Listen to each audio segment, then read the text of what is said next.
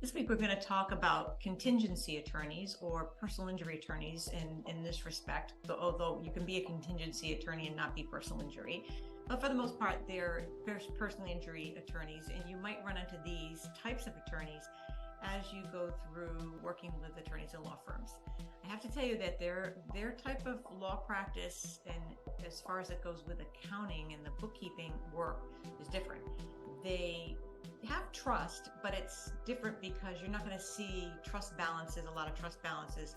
It's more they collect expenses and pay expenses on behalf of a client, so advanced client costs, and then that's really where your focus. And then when they win the matter, hopefully they win the matter. When they win the matter, they get a big judgment, or they get a big class action suit. That's even a more complex transaction to track. But if they win the matter, let's just use a car accident, for example.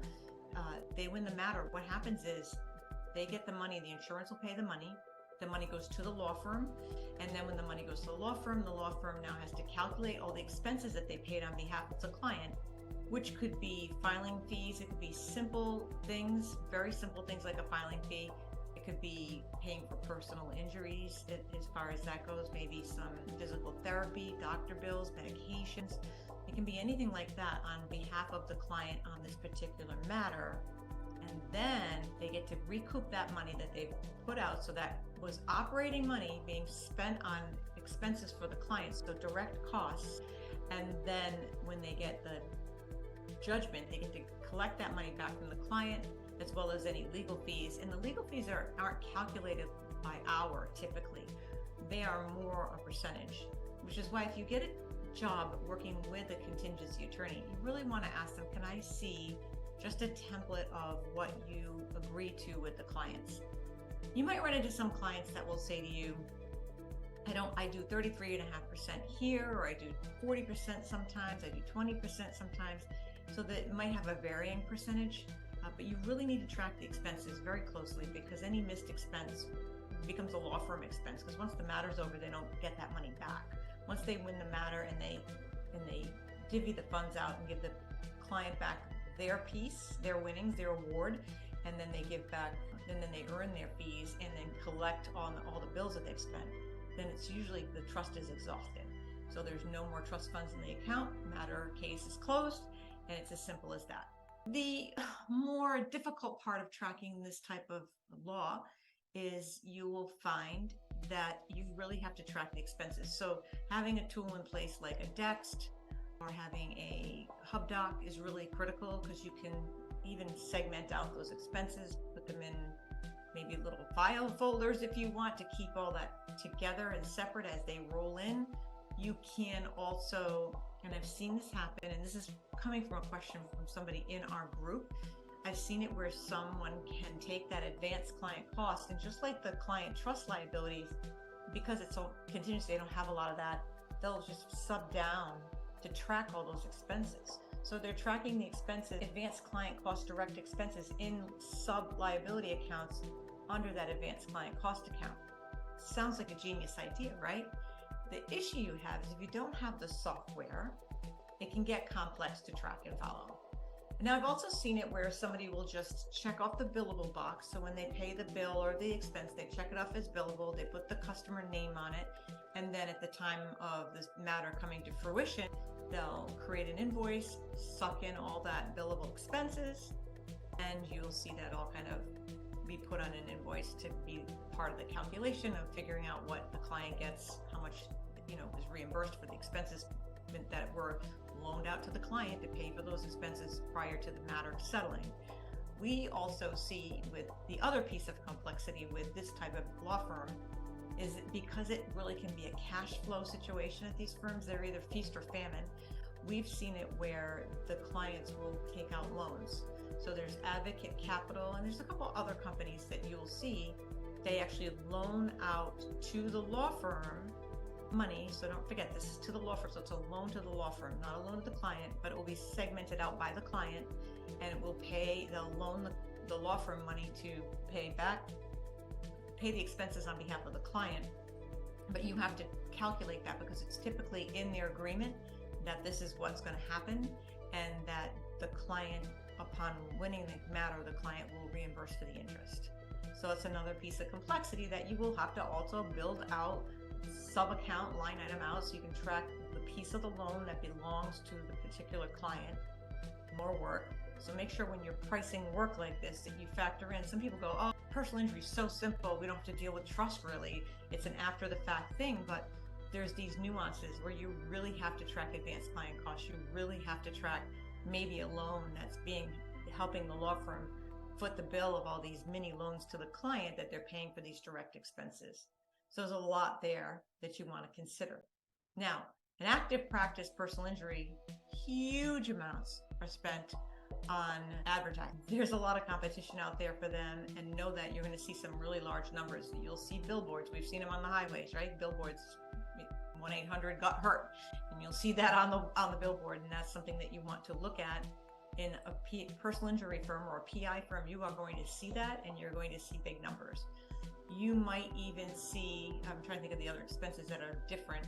It's not that they're different, you're just going to see different values there. So it's been my experience as you start to work with these firms, you're going to see differences in things like that because they're going to have some different expense categories on their books because they're going to have a different variety of perhaps ways of getting the advertising out there. So you might want to subcategorize out the advertising category to be paid ads, online ads, or physical billboards. You want to track that out because you want to know you want to help your client understand which form of advertising is helping them bring the people in. It's a really good place for if you're using Clio Grow, track the pathway of the client from the initial piece of it because and a lot of firms don't use any software, so you might want to even integrate maybe a HubSpot or something that they can track the client journey so they know where the advertising is working for them, who does that good work of figuring out where this money is being spent. It's another part of the work we do for the clients because this is something that's not often considered. If you're getting just a low-level bookkeeper just kind of pumping numbers in the books and not really helping the client, you really want to assist your client as that advisor to work with them to help them understand where the money is being spent and how effective it is. And that's just a part of the work that we should be able to do for our clients. We're in these numbers all the time. We can break out some great KPIs and be able to show them to the client to help them figure out and determine their business. This work that they do, most all attorneys, I don't care what practice area, they're very, very busy. But this kind of work will assist them, and you will just be that shining star for them when they see that you took the extra step to help them figure this stuff out. I've seen marketing agencies come in and do work for attorneys, and they don't even work with the law firm to have the staff track where the lead is coming from. If you don't track the lead, how are you going to know what's really working in the firm? So that's part of it. And there's a lot more to the work that we do, but some of these personal injury firms are large. You want to help them with paying the staff, the attorneys. You want to track the attorney production. Are they winning the matters? Are they losing them? You could use custom fields in QuickBooks to kind of track that stuff. And there's just so many ways that you can help a personal injury attorney. Like I said, a lot of times the bottom line, they can get pretty tight on cash flow. So being a cash flow expert is going to help them because there are sometimes when you're looking at they don't have enough for payroll and then they have to do get going on some of these matters to get the money in the door. The best personal injury attorneys that I've seen will have a methodology in place because for the law firm, yes, for the client, it's always about making sure the client is getting the most for their money. But sometimes for the law firm, it's better to have some kind of a workflow in place that the matter comes in and then it's looked at and maybe try to work with the insurance company to get that money, maybe get it agreed upon before it goes on for 3-4 years before it gets into court. Which brings up another part of this story. As you go, another tip here, if you're working with a personal injury attorney, don't think that if there's expenses that have been on the book for a very long time, don't think that they're, what are they doing here in a normal company? You don't see things going back 3, 4, 5 years. Those things, if they're still showing as open and they're still showing as work in process, they are work in process. Some of these matters take I've seen them go up to almost 10 years. So it's important to know that when you see that on their records and it's showing it's still open until the case is closed. So another good tip to help your attorney clients is to go through that list, I would do it at least minimally quarterly, go through the list, look at the outstanding checks. A lot of times with these firms, they pay out and people don't cash the checks sometimes. I've seen some pretty large checks sit on the books. They have to go through the steps to try to get that money back to the client. The client doesn't cash the check, and then it becomes a situation where they have to bring that money to the state as unclaimed money. So there's a lot of steps involved in that. You want to continually look at what's open and outstanding.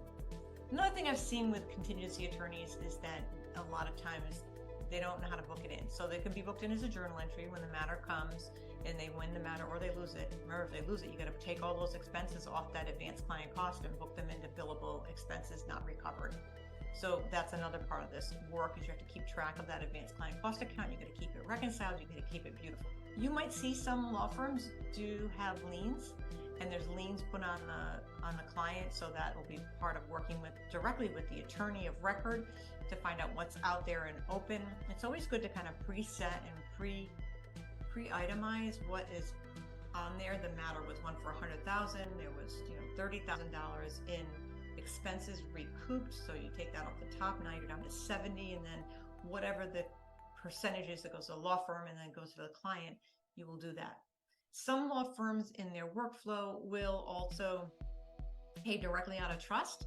So the money comes into trust, and then they will make an invoice to pay themselves back, but then they'll pay the client out of trust. And I've seen some law firms where they actually move all the money over and then pay the client out of operating. Maybe they don't have a check in trust. Maybe they don't want checks in their office that go directly to trust. They're trying to protect the trust, or maybe it's just part of their workflow. So it's important to really discuss a lot of these things with the attorney. So, get that little checklist after watching this video, write down the notes, and these are good questions. So when you do have someone approach you about a personal injury law firm, you want to ask these questions so that the attorney knows when they talk to you that you know what you're talking about. You're familiar with their workflow, you're familiar with their type of law, and it will set you up for a great client and bookkeeper or accountant scenario. Looking at software, there's some other software out there. There's Filevine. Not really a fan of it. It's okay software, but it's also specific to contingency lawyers. It doesn't do what you think it does. It's not a Clio. It's not even a lien law. You might want to get lien law for the client or factor that in as a tool to save time. So maybe the client won't ever use it, but for you to track the expenses, it's probably a really great tool to add. It doesn't cost a lot. You can factor it into your pricing for your client and then use it to get those expenses in and cost coded and tracked. You're going to track that WIP. You're going to track that work in process, the expenses per client right in there, and you're not having to do like a messy sub account situation. So that's a good tip. It's not that expensive to purchase it, include it on your own. There is also CasePeer is another big one you'll see a lot of times with the attorneys that they'll have CasePeer. A lot of stuff in this video, but I hope it was helpful, and if you have any questions or comments, feel free to reach out. I am easily found on social media, or you can reach us at the Law Lab, and I hope you have a wonderful, wonderful day, and good luck with your personal injury attorney. Bye now.